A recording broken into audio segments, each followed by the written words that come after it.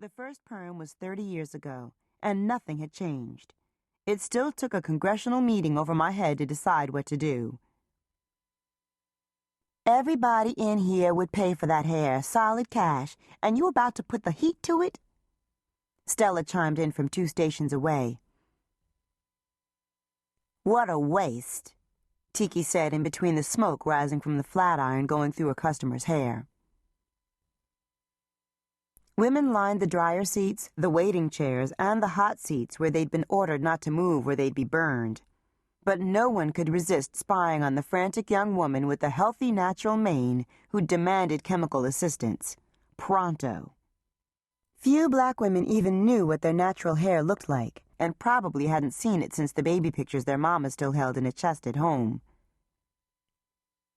It was the curse of the Dark and Lovely boxes and Ultrasheen ads from 50 years ago. Nothing had changed.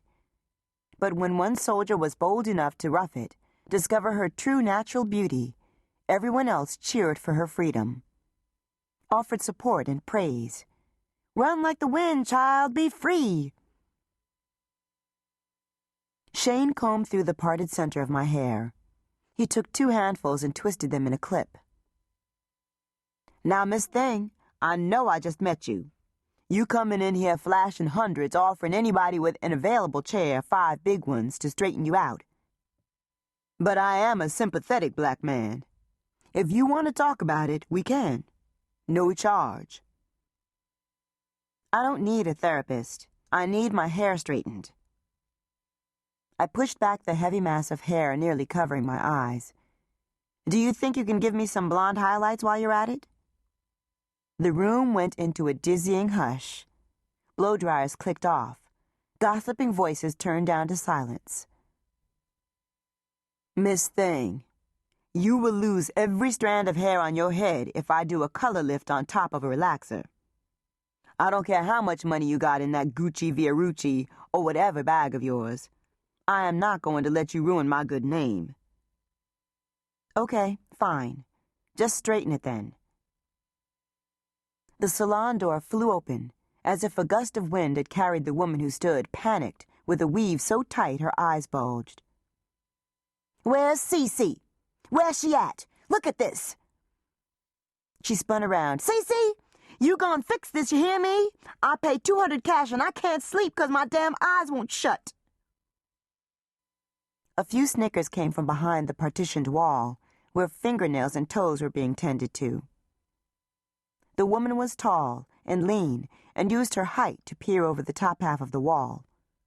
Who the hell thinks this is funny? She was a fright with her eyebrows in permanent flex. I said, who the hell thinks this is funny? Cece is not here, Josie said with a hand on her blow-dryer, like she was ready for a duel at the OK Corral. Now you've called here 10 times, and I've told you the same thing. She doesn't work here no more. And you and a few more unhappy customers are precisely the reason why. Now I'm sorry about your hair, but nobody in here is responsible. The woman's eyes bulged even more. Well, if this is your shop, you are responsible. No, I'm not. I wasn't the one to do your hair. 'Cause if I did, it would have cost $500 instead of $2. This is a simple case of you got what you paid for. You hired that heifer. This is your shop, so I'm suing you. I didn't hire anybody. She rented a space from me. Everybody in here is a free agent. Now, if you'd like someone in here to remedy your situation for a modest fee, you're going to have to act with a little more civility. You think I'm gonna let somebody in here steal some more of my money? I already paid once. I'm not paying again. This place ain't nothing but a fake.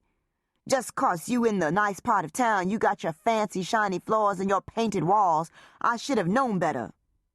High rent don't make you better than anybody else. You ain't nothing but a chop shop, messing up people's heads. I could have gone to any hole in the wall and got better. Josie was a stocky woman who looked like she preferred giving a good beatdown to a monotonous treadmill workout any day. She took a step toward the lean, brown-skinned woman.